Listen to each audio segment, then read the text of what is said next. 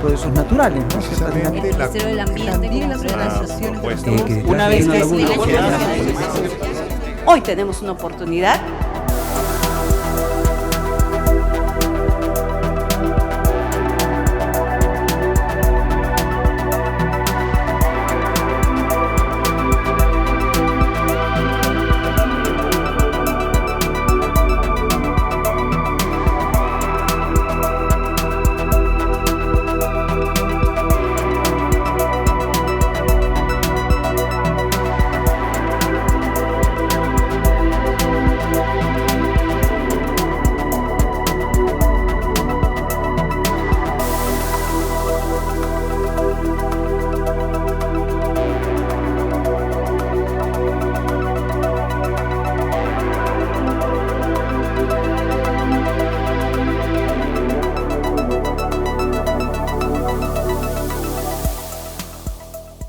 Te hacen falta este tipo de espacios para articular y generar, digamos, una visión integrada desde los distintos actores sobre los requerimientos y las necesidades desde las ciudades para tener, digamos, tomar las acciones correctivas, reactivas y prospectivas y generar una corrección en este rumbo que tenemos, especialmente en las ciudades, ¿no? En este sentido, desde el Ministerio de Vivienda, se tiene previsto que el 90% incluso de la población mundial al año 2050 se va a ubicar en ciudades, ¿no? En este sentido, las ciudades también albergan una serie de oportunidades para el desarrollo de estrategias, en el sentido de minimizar algunos efectos que se generan desde las ciudades, ¿no? Me refiero al tema de energía, al tema de consumo del agua, al tema de hábitos incluso en las familias, correctivos a nivel de las instituciones. Y por ende también aspectos críticos en este tema de concentración de población en ciudades, ¿no? Se generan los temas de segregación poblacional, los temas de pobreza, los temas de fragmentación, problemas de congestión vial, problemas de acceso a oportunidades económicas y demás. A nivel local, conocemos los efectos del cambio climático a través de la generación del fenómeno del Niño, ¿no? En este caso, lo más reciente, el 2017, que ha sido un efecto que ha generado un impacto severo en las ciudades, especialmente costeras. El Ministerio viene implementando un programa que tiene que ver con la intervención a nivel de planificación en las ciudades de Tumbes hasta Ica. En este sentido, Tumbes, con digamos, la inundación del río, y pérdida y la ruptura de esta tendencia o esta búsqueda por desarrollo que tenemos las sociedades, ¿no? Entonces, al tener un impacto significativo de este tamaño, de esta envergadura, se genera justamente esta ruptura de esta búsqueda de desarrollo, ¿no? Y por ende se tienen que, digamos, cambiar los rumbos en términos de la toma de decisiones. ¿Seguimos? Nos parece importante, este indicador, ¿no? Del 40% de municipalidades provinciales y 20% de municipalidades distritales que solamente cuentan con planes de desarrollo urbano. Los planes, como sabemos, son instrumentos técnicos normativos que orientan el desarrollo de las ciudades, ¿no? Tienen el carácter técnico normativo porque son aprobados mediante ordenanza municipal y permiten la administración, la conducción de las ciudades, ¿no? Mediante los mecanismos o los instrumentos o los elementos administrativos como los parámetros urbanos, la zonificación y vías, la definición de visión, los lineamientos que orientan las ciudades, ¿no? A su vez identifican los proyectos, los programas, etcétera, ¿no? Entonces, los instrumentos se comportan como las rutas, las guías orientadoras para el desarrollo de las ciudades, ¿no? Como se ve en el país, no es, digamos, el elemento prioritario para las gestiones municipales, ¿no? Pero desde el Ministerio se ha implementado, digamos, una alternativa interesante para intervenir a nivel de planificación 68 planes urbanos. La labor del Ministerio establece un espectro más amplio, ¿no? Venimos trabajando desde el aspecto normativo, la formulación de la Ley de Desarrollo Urbano, la Política Nacional de Vivienda, la Política de Movilidad Urbana. Además, venimos implementando planes y programas y elementos como el fortalecimiento institucional a través de los gestores urbanos. Tenemos programas también como el programa de generación de suelo urbano, el programa de mejoramiento integral de barrios, el programa Nuestras Ciudades, el programa nacional de vivienda rural. Es importante resaltar la competencia del Ministerio respecto al urbanismo y desarrollo urbano, ¿no? Que tiene que ver con el tema de movilidad, el tema de la provisión de equipamientos, seguimos, los servicios de infraestructura, la gestión de riesgos, el uso de suelo, ¿no? Yo aquí establezco resalto, digamos, el tema de gestión de riesgos. Esto se ha logrado a través de una normativa importante que es la ley del SINAGER, que establece, digamos, el rol a nivel transversal para implementar la gestión de riesgos a través de los gobiernos locales, regionales y de forma transversal, ¿no? Me parece que ese es un elemento importante que ha permitido incorporar la planificación de gestión de riesgos a los diversos instrumentos y niveles. A su vez, el Ministerio viene trabajando algunos elementos como estrategias importantes, por ejemplo, el tema de vivienda verde, que establece algunos elementos singulares de valor añadido para el sector inmobiliario, que tienen que ver con la reducción del consumo de agua y energía.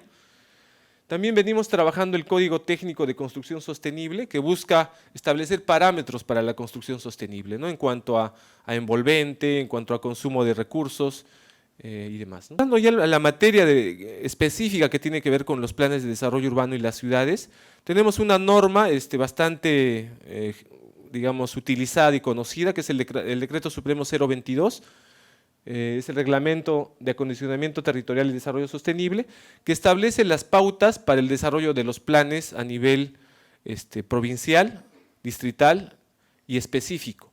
En este caso les comento sobre los planes de acondicionamiento territorial, plan de desarrollo metropolitano, plan de desarrollo urbano y esquema de ordenamiento urbano. Lo interesante y lo resaltante de esta norma que denota esta orientación de los instrumentos en la búsqueda de la ocupación racional y sostenible. Y también otro elemento importante tiene que ver con la reducción de vulnerabilidad y la mitigación de riesgos, ¿no? Entonces, de forma transversal, estos elementos son comunes en estos niveles de planificación. El plan de acondicionamiento es un instrumento a nivel provincial, el plan metropolitano es un instrumento a escala de ciudades metropolitanas como Lima o ciudades emblemáticas como Piura, Arequipa, Cusco. Planes de desarrollo urbano a una escala menor para ciudades como Huancayo, Puno, etc.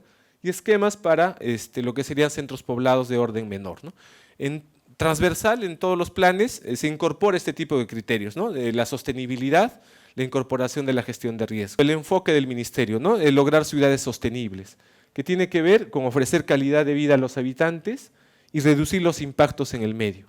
A su vez, este enfoque trabaja específicamente en los planes, la movilidad urbana, el manejo de residuos, las edificaciones sostenibles. Es importante resaltar algunos aspectos aquí. Las edificaciones sostenibles tienen que ver con la relación equilibrada de las edificaciones con el medio, ¿no? Buscar justamente el ahorro de la energía, la reutilización de los recursos hídricos, recursos, los residuos sólidos, ¿no? Y el tema de movilidad, que tiene que ver con la pirámide invertida que algunos ya conocemos de manera cercana, priorizar los modos de transporte alternativos, no contaminantes, ¿no? Los circuitos peatonales, el tema de las bicicletas, el transporte público. ¿Seguimos? Específicamente venimos trabajando los planes de las regiones de Tumbes a Ica, impactados por el fenómeno del Niño. ¿Seguimos? Esta, digamos, iniciativa, esta voluntad, esta preocupación del Ministerio se traduce en una inversión de 32 millones. Actualmente venimos trabajando 68 planes de desarrollo urbano y planes de acondicionamiento territorial, como ven, de Tumbes hasta Ica. En ciudades importantes como Tumbes, obviamente la ciudad principal, Piura, Lambayeque, La Libertad, Ancash, Lima, Ica. Algunos ejemplos de la temática de gestión de riesgos. En diapositiva, en imagen izquierda podemos ver la ciudad de Tumbes con la integración, digamos, de las condiciones de riesgo.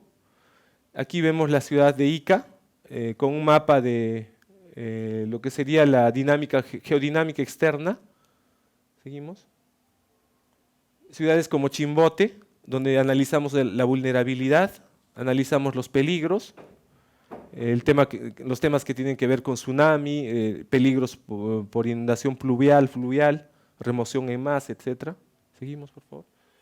De igual forma, de la ciudad de Piura, los mapas de peligros de inundación pluvial, vulnerabilidad económica, Algunos ejemplos, digamos, concretos del trabajo de gestión de riesgos en ciudades importantes, ¿no?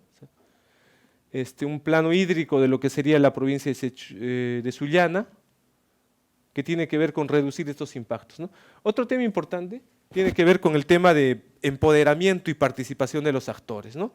En la ciudad de Tumbes venimos trabajando las mesas, grupos focales, reuniones técnicas, justamente para empoderar y trabajar este tema de participación ciudadana, ¿no? Llevando los conceptos, los enfoques de gestión de riesgos, de planificación urbana. ¿Seguimos? De igual forma en Piura, con la misma lógica, haciendo los trabajos de campo, trabajando con actores de la sociedad civil, con autoridades, en mesas técnicas. Entonces aquí se resalta un poco la necesidad de este proceso participativo en la planificación del territorio. ¿Seguimos? En La Libertad, de igual forma, trabajos de campo, reconocimientos, en Lima Ica, con la misma lógica de empoderar a los diversos actores, ¿no? Obviamente esto deviene de un trabajo de mapeo de actores, ¿no? Donde se definen las influencias, los intereses, expectativas. Para finalizar ya tenemos también otro elemento importante como estrategia de, digamos, de articular los diversos contenidos y temáticas y enfoques, es la plataforma de información denominada SIGPLANUD. Esta plataforma nos permite trabajar la información temática a través de capas, en la idea de, digamos, tomar decisiones en tiempo real, ¿no? Podemos ver algunos mapas de geodinámica, por ejemplo, algunas capas de deslizamientos, huaicos y derrumbes, por ejemplo, en la ciudad de Tumbes. Seguimos. Esto orientado básicamente a la articulación de actores para la toma de decisiones. Lima frente al cambio climático. Ahí tenemos una foto de la catedral de la ciudad, la plaza de armas, ¿no? Se ve el Palacio de Gobierno, se ve la municipalidad al lado izquierdo, ¿no? Es un lugar, nuestra ciudad es un lugar con mucha riqueza cultural, con mucha riqueza histórica, pero que se ha desarrollado desde el principio de los tiempos de manera desordenada, sin una planificación en líneas generales, ¿no? Ahora los distritos tienen la obligación de tener un plan de desarrollo urbano y tal, ya lo ha comentado Abel en la anterior exposición, pero como resultado de este desorden de crecimiento inicial, tenemos que la población se ha asentado en zonas de riesgo, ¿no? Se ha asentado en las faldas de los cerros, en las periferias, ¿no? Y eso también se ve en la imagen. Si ven hacia el lado de atrás, al fondo, vemos cómo la población ha crecido, ¿no? hacia los cerros, ¿no? Y es que Lima en general es plana, ¿no? Está en un desierto, pero en comparación a otras ciudades del mundo, su territorio es irregular, ¿no? Entonces tenemos una diversidad de ecosistemas, de formas y de potencialidades que podemos aprovechar, ¿no? Bueno, entonces, siguiente, por favor. Un poco de datos, algunos datos de la ciudad que tenemos ahí son, por ejemplo, la población, un poco más de 8 millones de ciudadanos. Entiendo que debemos estar alrededor de los 11 millones, ¿no? Ya a estas épocas. En todo caso, igual es la tercera parte de la población del país. Ese es un dato importante, eso viene por muchos temas, ¿no? Tenemos que tener en cuenta que cuando hablamos de temas ambientales, cuando hablamos de cambio climático en general, estamos hablando de una materia que es transversal a todos los ejes de trabajo que podamos tener. Si hablamos de seguridad ciudadana, si hablamos de economía, si hablamos de transporte, de educación, ¿no? En todo esto debería haber un componente de cambio climático y un componente de gestión ambiental. Es transversal.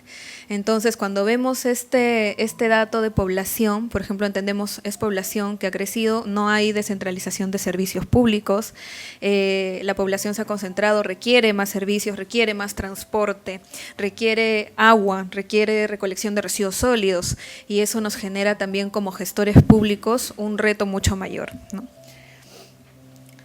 Bueno, tenemos ahí datos ya de superficie, ¿no? De densidad poblacional, ya comentamos que estamos asentados en un desierto, tenemos 43 distritos, incluyendo el cercado de Lima, ¿no? Y nosotros trabajamos dividiendo la ciudad en 4 zonas, ¿no? Tenemos el sector centro, este, norte y sur, ¿no? Hemos agrupado a los 43 distritos en estos sectores por una mayor facilidad. Lima es súper grande, es un reto muy complejo, pero también es muy interesante. Cuando hablamos de la Municipalidad Metropolitana de Lima, entendamos que tenemos una competencia como distrito, en el cercado de Lima mismo, como provincia, que alcanzamos los 43 distritos, pero también tenemos una responsabilidad como región, que alcanzamos mucho más territorialmente, ¿no? Entonces, eso un poco para entender hasta dónde podemos llegar como municipio, ¿no? Como gestores públicos siempre es importante tener en claro las competencias que tenemos. Este año se viene formulando un GEF 7 en el marco del Banco Mundial y está asociado a ciudades sostenibles. Entonces comenzamos a entender la relación, no comenzamos a entender, comenzamos a tomar en cuenta recién esta relación, la zona rural o la zona natural o la zona silvestre con respecto a las ciudades, ¿no? Entonces creo que por ahí va, entonces podemos tener un GEF 7 asociado a los Andes, asociado a las grandes ciudades. Y no podemos perder ese vista, entonces hay que mirar todos este GEF 7, ¿no? ¿Sabes lo que es el GEF, no? Son estos proyectos grandes del Banco Mundial a través de esta área ambiental que se trata de relacionar, asociar dos temas centrales frente a la gestión del cambio climático, que es la adaptación y la mitigación, ¿no? Es evidente que muchas de las ciudades están asociadas a la adaptación, lo que nos comenta la compañera anterior, de estos escenarios de reducir, por seguro que está asociado a la mitigación o a reducir estos gases de efecto invernadero, que es lo que podríamos hacer desde donde estamos, ¿no? Reducir el parque automotor o mejorar el parque automotor, y en el caso de los bosques amazónicos o los bosques interandinos, tratar de que estos no sean cambiados por otra condición de uso del suelo y más bien tratar de que estos bosques se mantengan y mantengan en stock ese carbono, ¿no? O sea, no contribuir. Entonces, en el caso de mitigación y en el caso de adaptación, que es la gran realidad, que es lo que nos toca y lo que podemos hacer desde nuestro lado, como digo, ya la compañera habló de la mitigación, y en el caso de adaptación, que lo que nos toca es, bueno, cómo somos más resilientes a esta figura y cómo buscamos medidas de adaptación para tratar de adaptarnos a este tema, más a un país como somos, ¿no? Un país tan complicado. Entonces, este de acá, no voy a hablar mucho de esto, creo que el ejemplo, otra vez, el ejemplo emblemático es el Pastor Uri y le voy a comenzar a hacer las relaciones con la ciudad. Creo que para todos los de Lima, en el mundo, ir a un glaciar a 5.200, de bajar de tu carro, llegar a media hora, estar en un glaciar, eso es único, barato. Y bueno, ahora no lo van a hacer, ¿no? O no lo pueden hacer, más allá de mirarlo o mirar lo que ha dejado debajo de ese manto glaciar, ¿no? Entonces creo que es uno de los ejemplos, y vamos a ir relacionando, y es uno de los sitios donde la gente puede ir y mirar lo que estamos haciendo, ¿cierto? Lo que estamos haciendo mal, ¿no? Porque eso es en realidad, entonces, y eso es parte de lo que ahora responde a la ruta del cambio climático. Y ustedes podrán ver que acá, alrededor de este sitio, vivían 200, o dependían de sus ingresos 200 familias de la comunidad campesina de Cataj, que dependían por esta relación con el disfrute del paisaje en este ecosistema, y por lo tanto, estas familias ahora se ven reducidos sus ingresos porque ya no pueden ingresar al glaciar. La gente, ¿no? Y todo el tema asociado al tema de turismo. Pero por suerte está la capacidad, y lo que innovamos fue hace 4 años, cuando estaba todavía de jefe, y está establecida la ruta del cambio climático, que no es más que una ruta para enseñar lo que no debemos hacer, o para enseñar las consecuencias de lo que hacemos mal.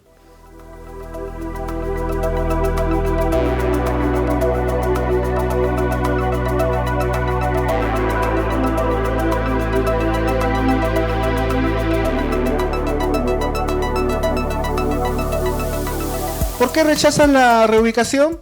La desconfianza, los costos de traslado, la distancia en relación a los centros de trabajo, la necesidad de un cambio de actividad económica, ¿no? Porque en las zonas se dedica más al comercio que en la nueva zona que irán a hacer otras actividades, ¿no? En el siguiente, ¿por qué aceptarían la reubicación? Mayor seguridad respecto a las inundaciones, digamos, mayores beneficios en relación a la seguridad de sus niños, ¿no? Por las inundaciones. Sí, podemos ir, creo que al final, sí, ya vamos a ganadores, perdedores. Sí, yo creo que nos quedamos con esto, ¿no? Con esa última lámina. Solo para mencionar que eso fue más o menos el 2015, estamos en 2019, iba muy bien el proyecto, y eso es un síntoma de los proyectos dentro del Estado, ¿no? Que cada vez que hay un cambio de gestión, muere con el que creó el proyecto, muere con el que creó la idea. Claro, queda vivo un pedacito del proyecto, pero lamentablemente este proyecto de creación de una nueva ciudad para mover a la gente en una zona más segura y darle servicios de calidad, se volvió en una experiencia más de fracaso de proyectos de asentamiento en el Perú. ¿Ya? No tenemos ni en el Perú, y muy pocos a nivel internacional, una muy buena experiencia de cómo reubicar gente que vive en zonas de alto peligro a zonas seguras. Técnicamente se puede, pero socialmente, políticamente, hay mucha debilidad, tanto del temor de la población, la desconfianza de la población y esta debilidad de las autoridades que tenemos. Bueno, ustedes lo han visto en estas semanas, ¿no? Cómo es el carnaval de las decisiones políticas. Ningún proyecto se puede sostener en ese contexto. Y lamentablemente, por más que ha habido intentos, esta es una experiencia más de fracaso. Y la gran pregunta que yo dejo ahí, o la pregunta que yo me hago a mí mismo es, con el fenómeno del niño costero en 2017, el Ministerio de Vivienda declaró varias zonas en el país de zonas de alto riesgo no mitigable. ¿Eso qué significa? Reasentamientos. Y hasta ahorita me sigo preguntando cómo lo van a hacer si hasta el día de hoy no tienen ninguna experiencia exitosa, ¿no? Ellos mismos no logran ser consecuentes con sus intervenciones a nivel de políticas. ¿Qué lecciones hemos aprendido, ¿no?, de todo esto? De lo que venimos haciendo hasta ahora para la adaptación y mitigación. Bueno, nosotros estamos trabajando bastante más en la adaptación. Y una de las cosas que hicimos una de las primeras cosas que hicimos con este proyecto fue ver vulnerabilidad, hacer un pequeño estudio de vulnerabilidad de las lomas, ¿no? Y lo que obviamente nos salió es que las lomas hacia el norte, más hacia el norte y centro, son las que están más vulnerables al cambio climático, más que las que están hacia el sur. ¿Y por qué? Justamente por la presión humana, la presión antrópica. Entonces, no es solamente el cambio climático que va a afectar las lomas, porque si tú vas hacia el sur, obviamente les va a afectar con el tiempo, pero es mucho menor, es la presión humana, ¿no? Y eso es lo que está causando el riesgo de que tengamos aún peores consecuencias del cambio climático. Entonces, es difícil pensar en soluciones basadas en la naturaleza o adaptación basada en ecosistema dentro de un ámbito urbano, ¿no? Pero sin embargo lo puedes hacer, porque las lomas pueden proveerte ciertos servicios ecosistémicos que te pueden ayudar digamos, a conservar el área de tal manera que te ayuda a proteger a la ciudad. Entonces nosotros como proyecto, una de las cosas que estamos haciendo, digamos, un ejemplo, ¿no?, de lo que venimos trabajando es el tema de captación de agua. Las lomas son una gran fuente de agua, pero no agua para beber, eso es lo que quiero tener, que se tenga bien en claro, ¿no? Porque hay gente que vende la idea de que puedes producir agua en las lomas y beberlas, pero les digo, hemos hecho análisis del agua que hemos ido captando y, por ejemplo, en Caraballo es alto la presencia de plomo, muy alta la presencia de plomo. También hay arsénico, hay mercurio en las diferentes lomas, ¿no?, las que están más hacia el norte y hacia el centro, pero sin embargo sí te pueden servir para la restauración. Entonces, pero ¿cómo captas esa agua, ¿no? Y he visto muchos ejemplos, nosotros como proyecto estudiamos que había muchos ejemplos de uso de atrapanieblas.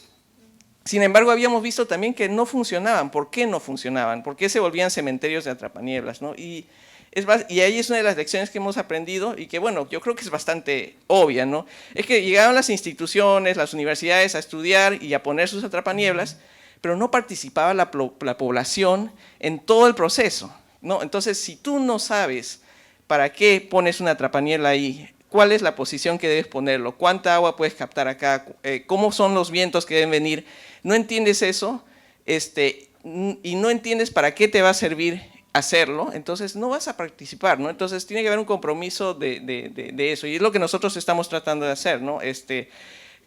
Como lección aprendida es incorporar a la población, a las asociaciones que están ahí en la gestión de estos sistemas.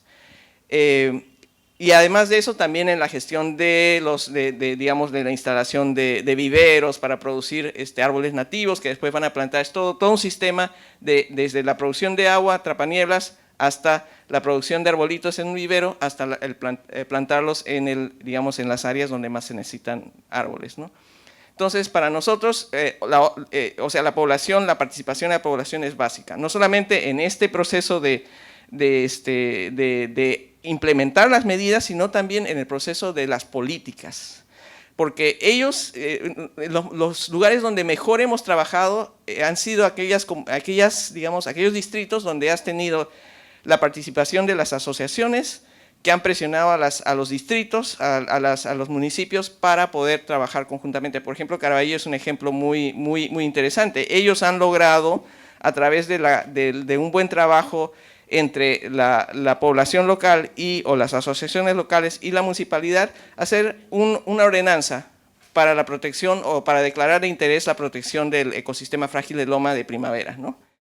Eso también es bien importante. A la hora que sea una planificación en zonas de pobreza, tienes que tener dos juegos, tienes que tener dos propuestas. Una que empiece a mejorar su calidad de vida desde ahora y otra para el futuro.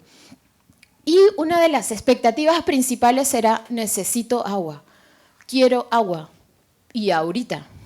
Ok, entonces estábamos diciendo, bueno, ahora que se retroceden los glaciares y vamos a tener, solamente en la cordillera de Urubamba van a haber 250 lagunas nuevas en los próximos 20 años. ¿Qué vamos a hacer con toda esa agua? ¿Qué vamos a hacer con todas esas lagunas? Hay algunas que quizás sean riesgosas, sistema de alerta temprana, y hay otras en las que puede ser aprovechable el agua, pero lamentablemente en esas lagunas no necesariamente una turbera o un bofedal vaya a aguantar la cantidad de agua y necesitábamos poner el mal querido ahora cemento, ¿no? Y decíamos, ¿cómo ponemos cemento sin que sea pues una represa horrible y dentro de un área protegida? ¿Se puede, no se puede? Y empezamos a armar un grupo de discusión muy interesante en las que estaban, para nuestra alegría, encabezado el Ministerio de Economía y Finanzas. ¿Por qué? Porque con ellos, con la Dirección de Inversión Pública, son las que decían, ¿cómo hacemos para cubrir más de una demanda con un solo servicio? Nosotros no entendíamos al principio cómo era la cosa. Y después nos dimos cuenta que lo que busca el Estado es una inversión única que pueda satisfacer más de una demanda, ¿no? Ese es un efecto de uso eficiente de los recursos. Entonces, nos dijeron, ok, yo puedo embalsar una laguna, bajar el riesgo, regular la laguna, que puede ser para agricultura, que vayan a dar su vuelta en el botecito en la laguna. Eso es un proyecto de más de un uso. Y puede ser súper lógico, ¿no? Pero les voy a contar una historia así. Quisimos hacer un proyecto así en Carhuaz, en una laguna dentro de un área protegida. Se tiene que hacer un túnel, porque la laguna está muy alta, hay que bajarla, es por seguridad. Y el túnel lo que queríamos hacer era meterle una compuerta de regulación para abastecer a Carhuaz, que solo tiene 12 horas de agua al día. Y en la primera respuesta del Ministerio de Economía y Finanzas, de la ANA, del Ministerio de Agricultura, el CERNAM, no se puede. ¿Cómo que no se puede? No. Si quieres puedes poner una compuerta, pero para regular el riesgo.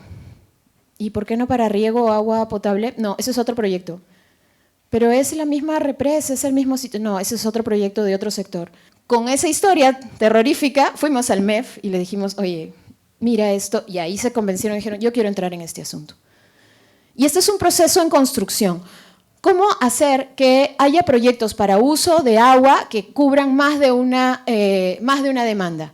Es un proceso en construcción, se van a hacer lineamientos de inversión pública para este tipo de inversiones, juntamente con el MEF, con el Ministerio del Ambiente, con la Autoridad Nacional del Agua, y ver algo importantísimo, ¿no? No puede ser cemento puro, tiene que haber un equilibrio con la infraestructura verde, la infraestructura gris. Esa parte uno tiene que aprender la lección, ¿no? Y tiene que ser en un proceso participativo. ¿Por qué? Porque todo aquello que tenga que ver con agua es sujeto de una expectativa de conflicto social, es un proceso bien interesante que estamos empezando en Cusco este año. Yo creo que esto es un tema muy fuerte de trabajo con la ciudadanía, es un trabajo de sensibilización, es un trabajo de responsabilidad ciudadana para poder cumplir con los pagos que nos corresponden, ¿no? Y en relación a los valores límites que mencionaba, en realidad, a ver si entendí la pregunta, Nosotros producimos como ciudadanos residuos domiciliarios, así se denomina en la norma, ¿no? Y los residuos no domiciliarios, que serían pues los residuos de construcción y demolición que producimos, los residuos de mercado, por ejemplo, de farmacias, de centros consultorios, etcétera, ¿no? Definitivamente yo sí creo que todos debemos orientar a reducir el residuo hasta donde sea posible, evitar la generación del residuo. Si vamos a comer a un lugar, tratar de comer todo, ¿no? Yo entre broma cuando almuerzo con mis compañeros de trabajo o mis amigos, digo, residuo cero. En el plato no debe quedar nada. Claro, a menos que sea un hueso, ¿no? Y eso se queda, ya ni modo, ¿no? Pero tratemos de no dejar el arroz, la papa, porque se convierte en un residuo. En otros países hay que pagar un dinero por el residuo que dejamos en el plato. Y el tema de las bolsas es interesante, a ustedes ya les habrá ocurrido, ya nos están cobrando por la bolsa. Y como no queremos pagar, no, ahí nomás, no deseo bolsa, o voy con mi bolsa, como mencionó la viceministra, ella va con su canasta, con su bolsa. Yo siempre cargo una bolsita que la doblo, la tengo siempre en mi cartera, porque cuando quiero comprar algo saco mi bolsita y rechazo cualquier bolsa. Y esa bolsa la tengo 8 años. Ya la pobre está que quiere que le den de baja, pero ahí la tengo.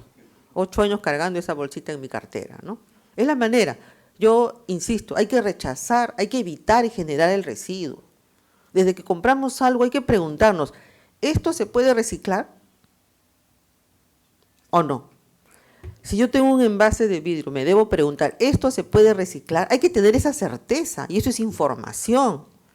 Y hay que preguntar para saber si se puede o no se puede reciclar. Y luego viene mi decisión, con conocimiento, si se recicla o no lo recicla, lo compro o no lo compro. En Machu Picchu, que les comentaba cuando hacía la exposición, por ejemplo, a mí, yo me preocupé, yo no podía comprar nada porque yo decía, Dios santo, voy a generar un residuo, ¿qué hago aquí? ¿Cómo sale? Porque, les repito, ahí no hay espacio para un relleno sanitario.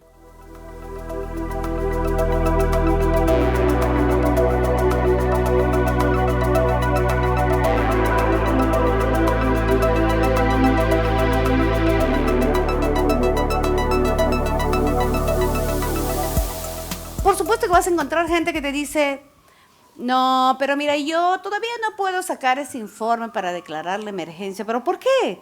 La ley te dice que puedes tener un informe de salud o un informe de ALANA que te diga que hay problemas de salud o de agua. No, pero es que necesitamos un informe técnico sustentatorio del municipio. ¿En qué parte de la ley dice eso? No, es que así lo hacíamos siempre, pues, ¿no? Y mientras no llega no lo podemos hacer. Pero no hemos generado esas capacidades en la municipalidad para hacer un informe técnico sustentatorio que me sustente la emergencia. Entonces yo tengo que decir, ya no, yo te estoy pidiendo algo ilegal. No, te estoy pidiendo algo que va contra la ética. No, pero es que así lo hemos hecho siempre. Bueno, entonces el siguiente, por favor, a ver, alguien que interprete mejor la ley. Pero es que tengo que hacer eso, ¿no? Y probablemente muchas veces soy la bruja, soy la... ¿no? Pero me toca hacer. Y espero ser la bruja blanca y no la bruja negra. Pero también es lindo encontrar equipos que se comprometen. De verdad, lo que estamos haciendo en el ministerio es porque ha habido gente que se ha comprado el pleito, que está corriendo, que estamos horas, que nos quedamos fines de semana, pero cuando vemos, hemos sacado tal cosa, vamos arriba. Imagínense, hemos logrado sacar el proyecto de ley aprobado en Consejo de Ministros para el chatarreo. Lamentablemente en el Congreso se quedó y nunca lo aprobaron.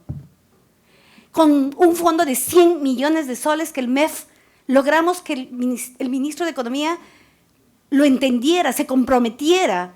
Y lo hemos trabajado en MTC, Minan y Economía. Lo hemos corrido, hemos hecho toda la sustentación de motivos, lo hemos enviado y lo derivaron a las comisiones y nunca lo vieron.